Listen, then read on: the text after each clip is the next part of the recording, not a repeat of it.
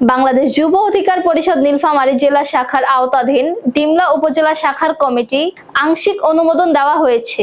৩রা August ২০২৫ তারিখে প্রকাশিত এক প্রেস বিজ্ঞপ্তির মাধ্যমে এই তথ্য জানানো হয়। দলীয় কার্যক্রম গতিশীল করার লক্ষ্যে ৬ মাসের জন্য অনুমোদিত এই কমিটির সভাপতি হিসেবে দায়িত্ব পেয়েছেন মোহাম্মদ ইউসুফ আলী। তার সঙ্গে সহ-সভাপতি হিসেবে দায়িত্ব পালন করবেন মোহাম্মদ শরীফুল ইসলাম, মোহাম্মদ শাফিন রহমান, মোহাম্মদ গোলাম রাব্বানী, মোহাম্মদ আরিফ হোসেন, মোহাম্মদ আব্দুল আলিম প্রমুখ। কমিটির সাধারণ সম্পাদক হিসেবে দায়িত্ব পেয়েছেন মোহাম্মদ সিফাত আহমেদ মিলন এবং যুগ্ম সাধারণ সম্পাদক হিসেবে দায়িত্ব পেয়েছেন মোহাম্মদ জুয়েল রানা।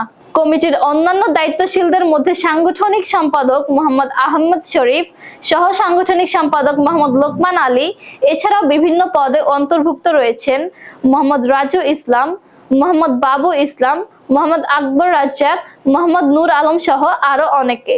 উল্লেখ্য, উক্ত কমিটির অনুমোদন দেন বাংলাদেশ যুব অধিকার পরিষদ নীলফামারী জেলা শাখার ভারপ্রাপ্ত সভাপতি মোহাম্মদ হামিদুল ইসলাম ও সাধারণ সম্পাদক মোহাম্মদ ওমর ফারুক মুন্না। বাংলাদেশ যুব অধিকার পরিষদের নেতৃবৃন্দ আশা প্রকাশ করেন, নতুন এই আহ্বায়ক কমিটির মাধ্যমে ডিমলা উপজেলায় সংগঠনের কার্যক্রম আরো বেগবান ও গণমুখী হবে।